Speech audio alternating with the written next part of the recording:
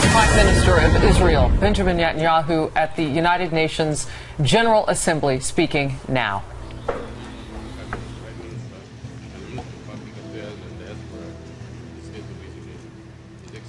Microphone, please.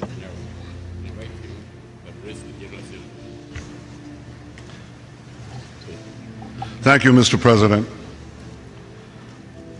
Distinguished delegates,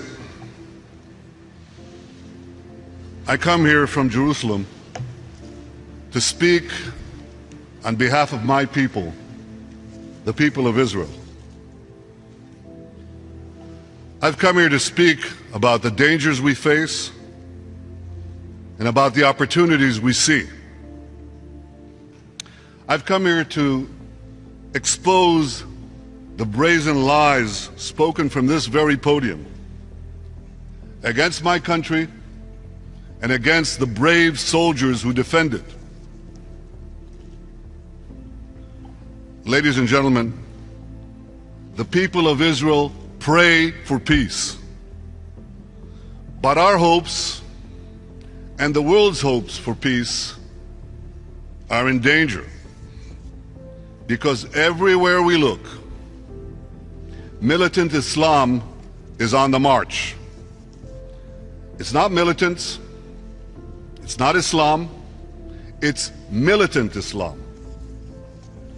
And typically, its first victims are other Muslims, but it spares no one. Christians, Jews, Yazidis, Kurds, no creed, no faith, no ethnic group is beyond its sights. And it's rapidly spreading in every part of the world. You know the famous American saying, all politics is local? For the militant Islamists, all politics is global, because their ultimate goal is to dominate the world.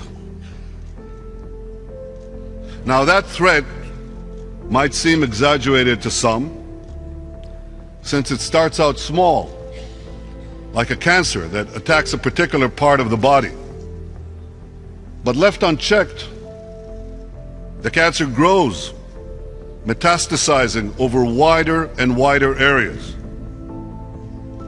To protect the peace and security of the world, we must remove this cancer before it's too late.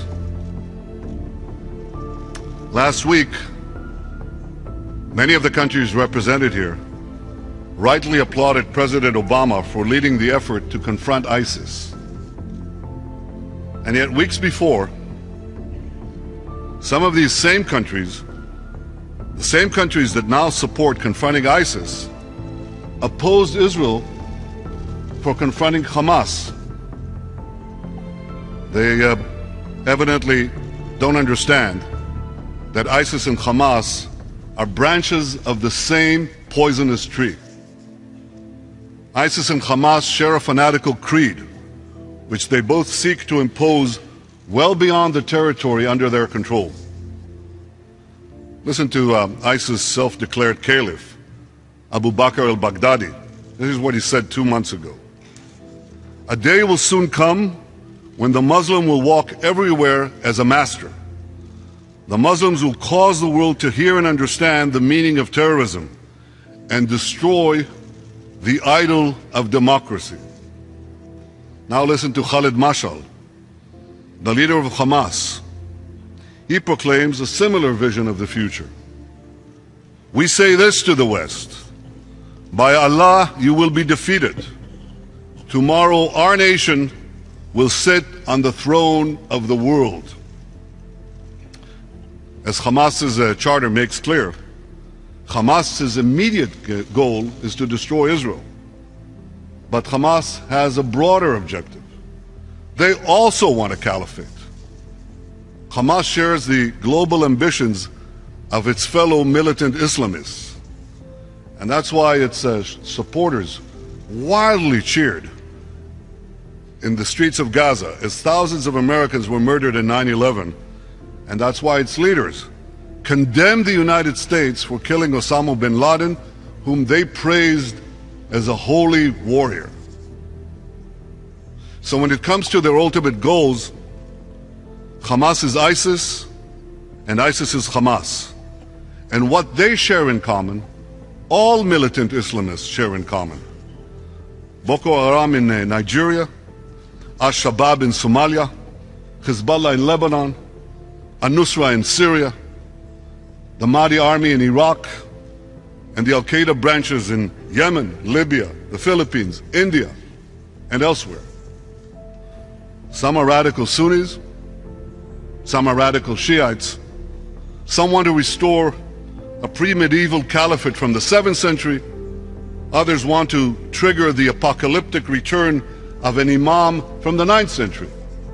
They operate in different lands, they target different victims, and they even kill each other in their battle for supremacy. But they all share a fanatic ideology. They all seek to create ever-expanding enclaves of militant Islam, where there is no freedom and no tolerance, where women are treated as chattel, Christians are decimated, and minorities are subjugated, sometimes given the stark choice: convert or die. For them, anyone can be considered an infidel, including fellow Muslims. Ladies and gentlemen, militant Islam's ambition to dominate the world seems mad. But so too did the global ambitions of another fanatic ideology that swept into power 8 decades ago. The Nazis believed in a master race. The militant Islamists believe in a master faith. They just disagree who among them will be the master of the master faith. That's what they truly disagree about. And therefore, the question before us is whether militant Islam will have the power to realize its unbridled ambitions. There is one place where that could soon happen: the Islamic State of Iran. For 35 years, Iran has relentlessly pursued the global mission which was set forth by its founding ruler, Ayatollah Khomeini, in these words: "We will export our revolution to the entire world until the cry, 'There is no God but Allah,' will echo throughout the world over." And ever since, the regime's brutal enforcers, Iran's Revolutionary Guards, have done exactly that. Listen to its current commander, General Muhammad Ali Jafri, and he clearly stated this goal. He said, "Our Imam did not limit the Islamic Revolution to this country. Our duty is to prepare the way for an Islamic world government."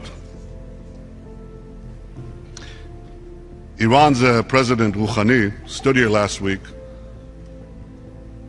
and shed crocodile tears over what he called the globalization of terrorism. Maybe he should spare us those phony tears and have a word instead with the commanders of Iran's Revolutionary Guards. You could ask them to call off Iran's global terror campaign, which has included attacks in 24 countries on 5 continents since 2011 alone. You know, to say that Iran doesn't practice terrorism is like saying Derek Jeter never played shortstop for the New York Yankees. This bemoaning by the Iranian president of the spread of terrorism has got to be one of history's greatest displays of double talk.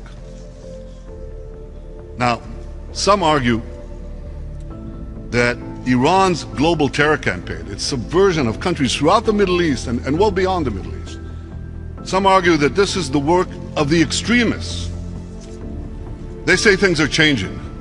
They point to last year's election in Iran. They claim that Iran's smooth-talking president and foreign minister, they've changed not only the tone of Iran's foreign policy, but also its substance.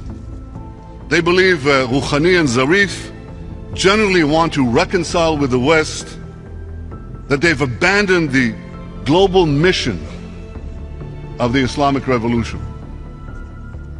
Really? So let's look at what Foreign Minister Zarif wrote in his book just a few years ago. We have a fundamental problem with the West, and especially with America. This is because we are heirs to a global mission which is tied to our raison d'etre, a global mission which is tied to our very reason for being. And then Zarif asks a question, I think an interesting one. He says, how come Malaysia, he's referring to an overwhelmingly Muslim country, how come Malaysia doesn't have similar problems? And he answers, because Malaysia is not trying to change the international order. That's your moderate. So don't be fooled by Iran's manipulative charm offensive. It's designed for one purpose, and for one purpose only: to lift the sanctions and remove the obstacles to Iran's path to the bomb. The Islamic Republic is now trying to bamboozle its way to an agreement that will remove the sanctions it still faces and leave it with the capacity of thousands of centrifuges rather, to enrich uranium. This would effectively cement Iran's place as a threshold military nuclear power.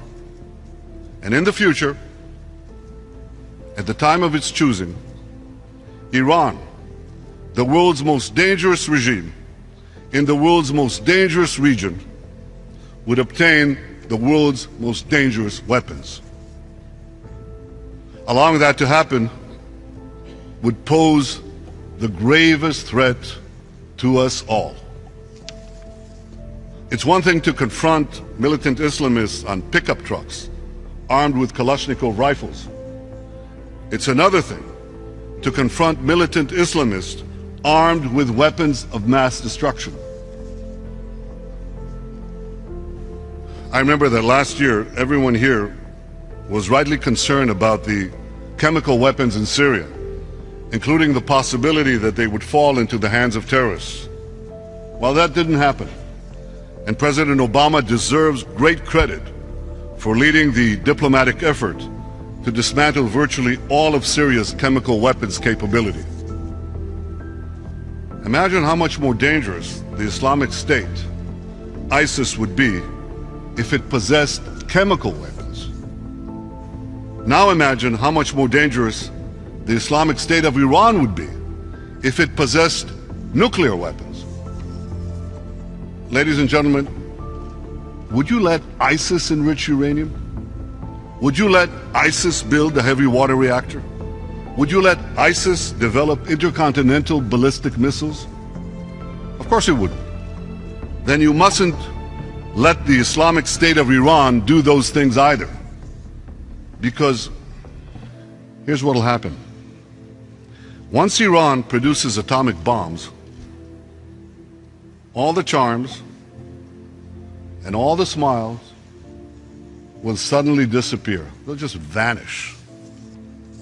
And it's then that the Ayatollahs will show their true face and unleash their aggressive fanaticism on the entire world. There's only one responsible course of action to address this threat.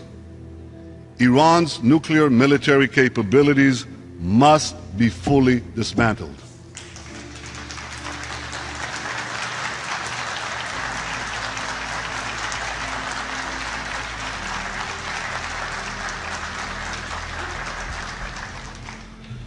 Make no mistake, ISIS must be defeated. But to defeat ISIS and leave Iran as a threshold nuclear power is to win the battle and lose the war.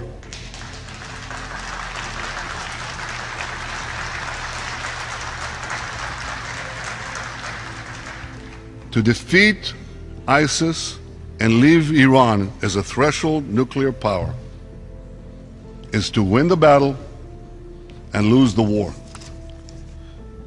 Ladies and gentlemen, the fight against militant Islam is indivisible. When militant Islam succeeds anywhere, it's emboldened everywhere. When it suffers a blow in one place, it's set back in every place. That's why Israel's fight against Hamas is not just our fight, it's your fight. Israel is fighting a fanaticism today that your countries may be forced to fight tomorrow.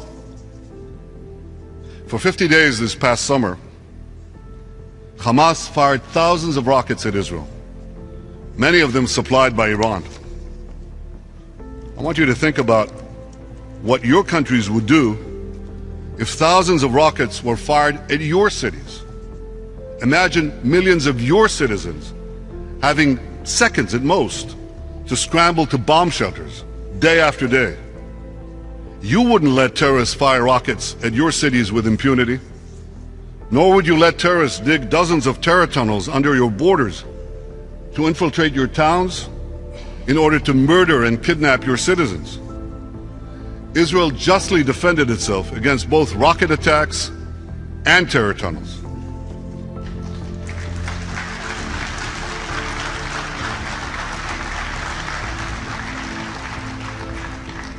Yet Israel faced another challenge. We faced a propaganda war because in an attempt to win the world's sympathy, Hamas cynically used Palestinian civilians as human shields. It used schools, not just schools, UN schools, private homes, mosques, even hospitals, to store and fire rockets at Israel. As Israel surgically struck at the rocket launchers and at the tunnels, Palestinian civilians were tragically but unintentionally killed. There are heart-rending images that resulted, and these fueled libelous charges that Israel was deliberately targeting civilians. We were not. We deeply regret every single civilian casualties. And the truth is this: Israel was doing everything to minimize Palestinian civilian casualties. Hamas was doing everything to maximize Israeli civilian casualties and Palestinian civilian casualties. Israel dropped flyers, made phone calls, sent text messages, broadcast warnings in Arabic on Palestinian television, all this to enable Palestinian civilians to evacuate targeted areas. No other country and no other army in history have gone to greater lengths to avoid casualties among the civilian population of their enemies.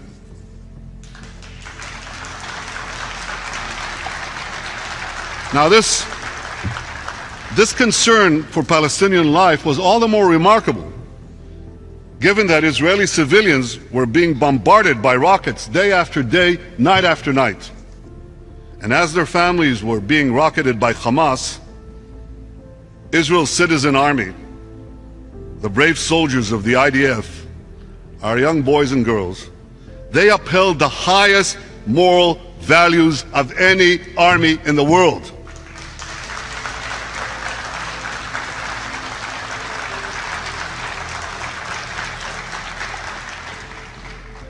Israel's soldiers deserve not condemnation, but admiration. Admiration from decent people everywhere. Now here's what Hamas did. Hamas embedded its missile batteries in residential areas and told Palestinians to ignore Israel's warnings to leave. And just in case people didn't get the message, they executed Palestinian civilians in Gaza who dared to protest. And no less reprehensible, Hamas deliberately placed its rockets where Palestinian children live and play. Let me show you a photograph. It was taken by a France 24 crew during the recent conflict. It shows 2 Hamas rocket launchers which were used to attack us. You see 3 children playing next to them. Hamas deliberately put its rockets in hundreds of residential areas like this. Hundreds of them. Ladies and gentlemen, this is a war crime. And I say to President Abbas, these are the crimes, the war crimes, committed by your Hamas partners in the national unity government which you head and you are responsible for. And these are the real war crimes you should have investigated or spoken out against from this podium last week.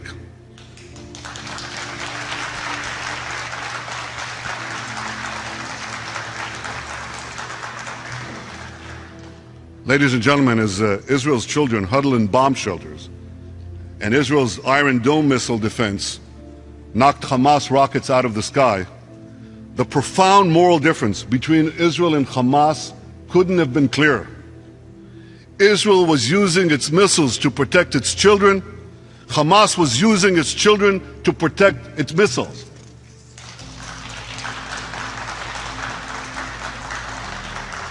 By investigating Israel rather than Hamas for war crimes, the UN Human Rights Council has betrayed its noble mission to protect the innocent. In fact, what it's doing is to turn the laws of war upside down. Israel, which took unprecedented steps to minimize civilian casualties, Israel is condemned. Hamas, which both targeted and hid behind civilians, that's a double war crime, Hamas is given a pass. The Human Rights Council is thus sending a clear message to terrorists everywhere. Use civilians as a human shield. Use them again and again and again. And you know why? Because sadly, it works. By granting international legitimacy to the use of human shields, the UN Human Rights Council has thus become a terrorist rights council. And it will have repercussions. It probably already has. About the use of civilians as human shields.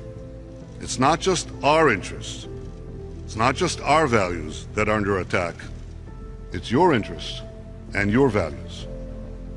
Ladies and gentlemen, we live in a world steeped in tyranny and terror, where gays are hanged from cranes in Tehran, political prisoners are executed in Gaza, young girls are abducted en masse in Nigeria, and hundreds of thousands are butchered in Syria, Libya, and Iraq. Yet nearly half of the UN Human Rights Council's resolutions focusing on a single country have been directed against Israel, the one true democracy in the Middle East. Israel, where issues are openly debated in a boisterous parliament, where human rights are protected by independent courts, and where women, gays, and minorities live in a genuinely free society. The human rights, it's an oxymoron, the UN Human Rights Council, but I'll use it just the same. The Council's biased treatment of Israel is only one manifestation of the return of one of the world's oldest prejudices. We hear mobs today in Europe call for the gassing of Jews. We hear some national leaders compare Israel to the Nazis. This is not a function of Israel's policies. It's a function of diseased minds. And that disease has a name. It's called anti-Semitism. It is now spreading in polite society, where it masquerades as legitimate criticism of Israel. For centuries, the Jewish people have been demonized with blood libels and charges of deicide. Today, the Jewish state is demonized with the apartheid libel and charges of genocide. genocide. In what moral universe does genocide include warning the enemy's civilian population to get out of harm's way, or ensuring that they receive tons of humanitarian aid each day, even as thousands of rockets are being fired at us, or setting up a field hospital to aid their wounded? Well, I suppose it's the same moral universe where a man who wrote a dissertation of lies about the Holocaust and who insists on a Palestine free of Jews, Judenreich, can stand at this podium and shamelessly accuse Israel of genocide and ethnic cleansing. In the past, outrageous lies against the Jews were the precursors to the wholesale slaughter of our people. But no more. Today, we, the Jewish people, have the power to defend ourselves. We will defend ourselves against our enemies on the battlefield. We will expose their lies against us in the court of public opinion. Israel will continue to stand proud and unbowed.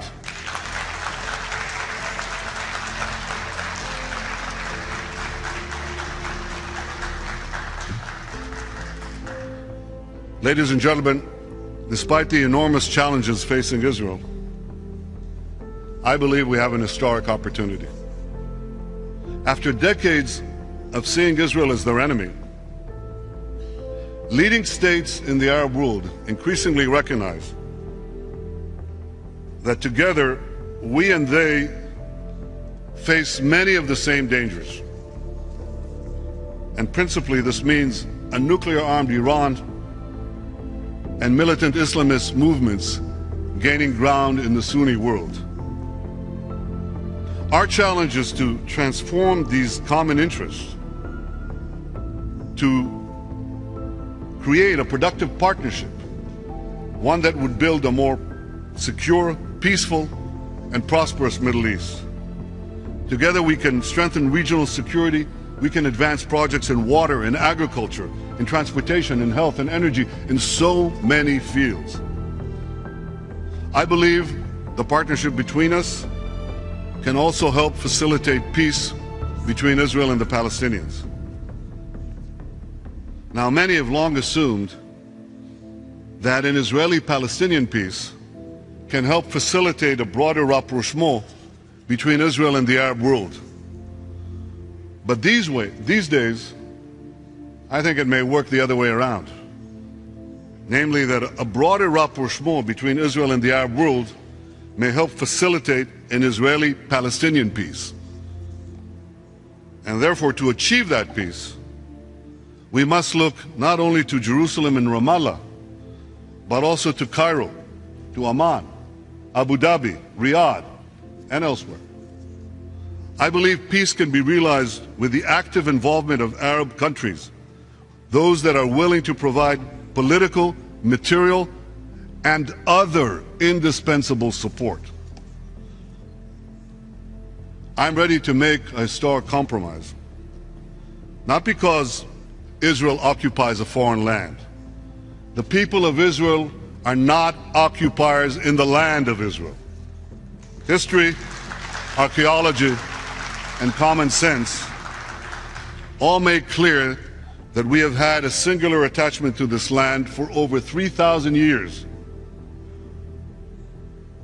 I want peace because I want to create a better future for my people.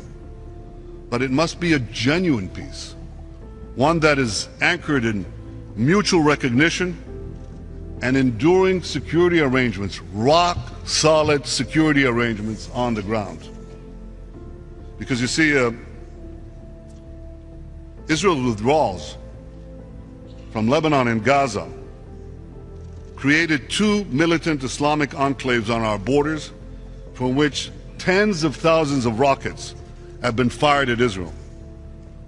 And these sobering experiences heightens Israel's security concerns regarding potential territorial concessions in the future. Now, those security concerns are even greater today. Just look around you. The Middle East is in chaos. States are disintegrating, and militant Islamists are filling the void. Israel cannot have territories from which it withdraws taken over by Islamic militants yet again, as happened in Gaza and Lebanon. That would place the likes of ISIS within mortar range, a few miles, of 80% of our population. Now think about that. The distance between the 1967 lines and the suburbs of Tel Aviv is like the distance between the UN building here and Times Square. Israel is a tiny country. That's why in any peace agreement, which will obviously necessitate a territorial compromise, I will always insist that Israel be able to defend itself by itself against any threat.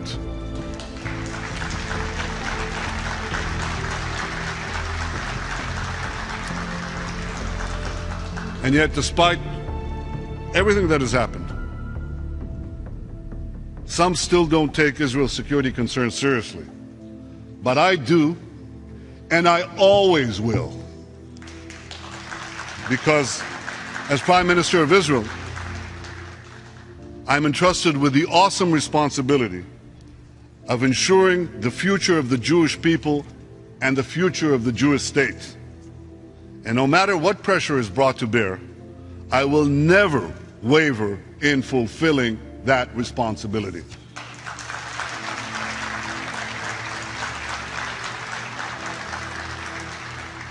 I believe that with a fresh approach from our neighbors, we can advance peace despite the difficulties we face. See, in Israel we have a record of making the impossible possible. We've made a desolate land flourish, and with very few natural resources, we've used the fertile minds of our people to turn Israel into a global center of technology and innovation. And peace, of course, would enable Israel to realize its full potential and to bring a promising future, not only for our people, not only for the Palestinian people, but for many, many others in our region. But the old template for peace must be updated. It must take into account new realities and new roles and responsibilities for our Arab neighbors. Ladies and gentlemen, there is a new Middle East. It presents new dangers, but also new opportunities. Israel is prepared to work with Arab partners and the international community to confront those dangers and to seize those opportunities. Together we must recognize the global threat of militant Islam, the primacy of dismantling Iran's nuclear weapons capability, and the indispensable role of Arab states in advancing peace with the Palestinians. All this may fly in the face of conventional wisdom, but it's the truth. And the truth must always be spoken, especially here in the United Nations.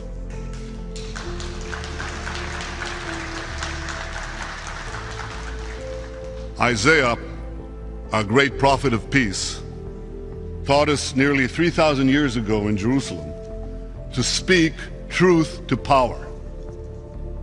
למען ציון לא אחשה, ולמען ירושלים לא אשקוט. עד יצא כנוגה צדקה, וישועתה כלפיד יבער. For the sake of Zion, I will not be silent. For the sake of Jerusalem, I will not be still. Until her justice shines bright, and her salvation glows like a flaming torch. Ladies and gentlemen, let us light a torch of truth and justice to safeguard our common future. Thank you.